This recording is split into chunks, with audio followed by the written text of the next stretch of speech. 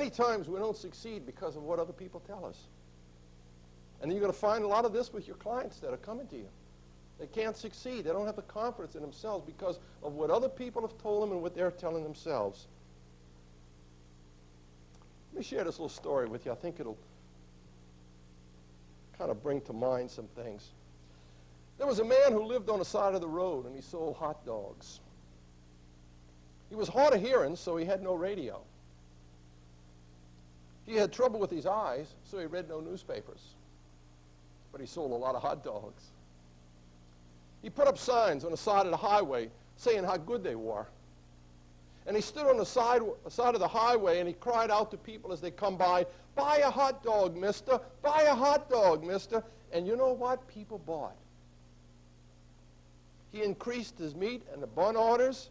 He even had to buy a bigger stove to take care of his growing business.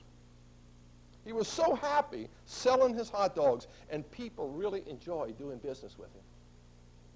Then, one day, his son came home from college to help him out. And then something happened.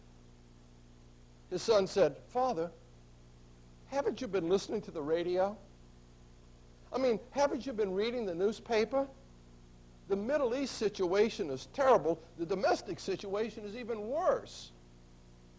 Whereupon the father thought, well, my son's been to college. He's very well educated. He reads a lot of newspapers. He listens to the radio and he watches television. He ought to know. So the father cut down on his meat and his bun orders.